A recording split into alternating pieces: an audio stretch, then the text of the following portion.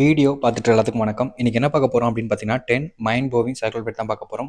First நம்ம channel பார்க்கிங்கன்னா நீங்கள் மறக்காமல் சப்ஸ்கிரைப் பண்ணிக்கோங்க. பக்கத்தில் கூடிய பெல் ஐக்கனை கிளிக் பண்ணிக்கோங்க. அப்போ தான் நம்ம போடக்கூடிய எந்த ஒரு தகவலாக இருந்தாலும் சரி அது உங்களுக்கு ஒன்றே நோட்டிஃபிகேஷன் வந்து கொண்டே இருக்கும். அண்ட் உங்களுக்கு ஏதாச்சும் வீடியோ வேணும் இம்பார்ட்டனாக தெரிஞ்சுக்கணும்னு நினச்சிங்கன்னா கமெண்ட் பாக்ஸில் கமெண்ட் பண்ணுங்கள். அந்த வீடியோ உங்களுக்கு வரும். வாங்க வீடியோக்குள்ளே போகலாம்.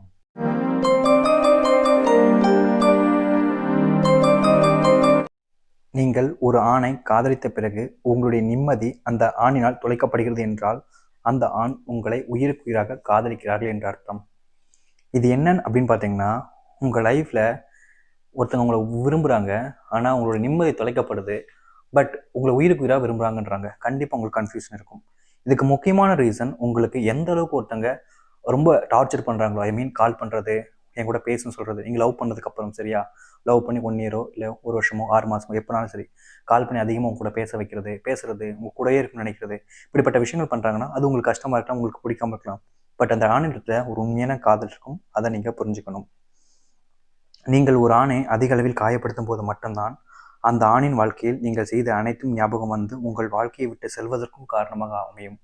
அதாவது பார்த்தீங்கன்னா, நீங்கள் ஒருத்தங்க உங்களை உயிருக்குயிராக நேசிக்கிறாங்க, உங்கள் மேலே நிறைய காதல் வச்சுருக்காங்க. பட் நீங்கள் பண்ணக்கூடிய ஒரு சில விஷயங்களாலேயே அவங்க உங்கள் லைஃப்பை விட்டு போகிறதுக்கு காரணமாக இருக்கும்.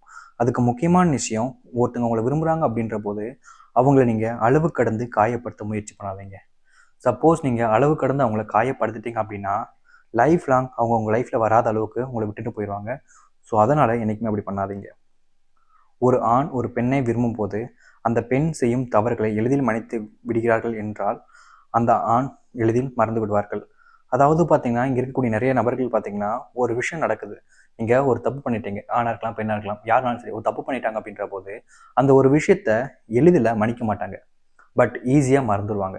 ஃபார் எக்ஸாம்பிள் சொல்லணும்னா, நீங்கள் ஒரு தப்பு பண்ணியிருக்கீங்க, அதை மன்னிக்கிறதுக்கு ஒரு சில நாட்கள் எடுத்துக்கலாம். பட் அந்த ஒரு விஷயத்தை பற்றி அதுக்கப்புறம் பேச மாட்டாங்க. காரணம், மறந்துடுவாங்க. உங்கள் மேலே நம்பிக்கையும் இருக்கும். ஸோ நீங்கள் ஒரு தப்பு பண்ணிட்டீங்க அப்படின்ற போது அந்த தப்பை நினச்சிக்கிட்டு நீங்கள் வருத்தப்படாத விட அவங்கக்கிட்ட மன்னிப்பு கேளுங்க, மன்னிக்க வைக்க பாருங்கள். அப்புறம் அதை பற்றி அவங்க நினச்சி கூட பார்க்க மாட்டாங்க. அதை நீங்கள் ஈஸியாக இதுலேருந்து புரிஞ்சுக்க முடியும். ஓகேங்களா? ஒரு சில பெண்கள் வாழ்க்கையில் ஒரு ஆண் அவர்களை அடித்தாலும் திட்டினாலும் கெட்ட வார்த்தைகளில் பேசினாலும் எந்த ஒரு அளவுக்கும் சென்றாலும் அந்த ஆணை விட்டு செல்லாமல் அந்த ஆணுடைய வாழ்கிறார்கள். இங்கே நிறைய பொண்ணுங்க பண்ணுற ஒரு மிகப்பெரிய ஒரு விஷயம் இதுதாங்க. என்னதான் சரி அவங்க திட்டினாலும் அடித்தாலும் எவ்வளோ விஷயங்கள் கேவலமாக பேசினாலும் அவங்க லைஃப் விட்டு வரமாட்டாங்க. அதுக்கு முக்கியமான பல காரணங்கள் அவங்களுக்குள்ள இருக்கும். ஒன்று ஃபேமிலி மேட்டராக இருக்கலாம், இல்லை அவங்க வெளியே வந்துட்டாங்கன்னா பெரிய உள்ள பிரச்சனைகள் வர ஆரம்பிக்கலாம், அவங்க குடும்பத்தினால இதெல்லாம் பிரச்சனைகள் பெரிய பிரச்சனைகளாக இருக்கலாம் அப்படின்னு பல காரணங்களால் இருக்காங்க. முக்கியமாக அவங்களுக்கு குழந்தை இருந்துச்சுன்னா அவங்கள விட்டு எப்படி வெளியே வர முடியும் அப்படின்ட்டு அவங்க கூட வாழ ஆரம்பிக்கலாம். இப்படி பல காரணங்களாக இருக்காங்க. ஆனால் அந்த ஆண்கள் அதை புரிஞ்சுக்கிறதே கிடையாது. கேவலமாக பண்ணிக்கிட்டு தான் இருக்காங்க ஒரு சில நபர்கள். எப்படிப்பட்ட ஆணாக இருந்தாலும் சரி, நீங்கள் காதலித்து திருமணம் செய்து கொண்ட ஒரு சில வருடங்கள் வரைக்கும் தான் அந்த ஆணுடைய அன்பு முழுமையாக இருக்கும். அதன் பிறகு முதலில் காண்பித்த அன்பை இருக்கவே இருக்காது, குறைய ஆரம்பிக்கும். இது எல்லார் ஆணுடைய லைஃப்லையும் இருக்குமான்னு கேட்டிங்கன்னா, ஷூராக எல்லாரும் ஆண் லைஃப்லையும் இருக்குன்னு சொல்ல முடியாது. பட் 100ல் 98 பேருக்கு இப்படி தான் இருப்பாங்க, இப்படி தான் நடந்துப்பாங்க. அது எப்படின்னா, லவ் பண்ணுவீங்க பார்த்தீங்களா, அப்போ உங்களுக்கு நிறைய ஐ மீன் உங்களுக்கு முக்கியத்துவம், உங்களுக்கு தேவையான விஷயங்கள், உங்களுக்கு ரொம்ப செக்யூராக நிறைய விஷயங்கள் உங்களுக்கு பண்ணுவாங்க பார்த்தீங்களா, அது எல்லாமே மேரேஜ் ஆன ஒரு சில நாட்கள், மாதம் வரைக்கும் தான், வருடங்களுக்கு மேலெலாம் வராது. அந்த 1 வருடங்கள் தான் இருக்கும். அதுக்கு மேலே அது எல்லாமே இல்லாமல் போயிடும், குறைய ஆரம்பிக்கும். அகெயின் வர ஆரம்பிக்கும், அகெயின் குறைய ஆரம்பிக்கும், அகெயின் வரும், அகெயின் குறையும். இப்படி தான் லைஃப் மெயின்டைன் ஆகி போய்கிட்டு இருக்கும். பட் 1-2 பேர் மட்டும் அந்த லைஃப் லாங் ஃபுல்லாக அவங்களுக்கு அன்பை கொடுப்பாங்க. பட் இதுலேயும் ஒரு சிலவங்க இருக்காங்க, அந்த குறையுது பார்த்தீங்களா அன்பு, அதுக்கப்புறம் அது கிடைக்கவே கிடைக்காது அவங்களுக்கு. ஐ மீன் எப்படி சொல்கிறோம்னா, ஒரு சிலவங்க அன்பு காமிப்பாங்க, அப்புறம் சண்டைகள் வரும், பிரச்சனை வரும், அன்பு குறையும், அப்புறம் அன்பு கூடும், குறையும், இப்படின்னு இருப்பாங்க. அண்ட் ஒரு சிலவங்க நிறைய அன்பு காமிச்சிக்கிட்டே இருப்பாங்க. எப்பவுமே எந்த பிரச்சனை வந்தாலும் சரி, என்ன இருந்தாலும் சரி, அன்பு தான் அவங்களுக்கு முக்கியமாக காமிச்சிட்டே இருக்கும்.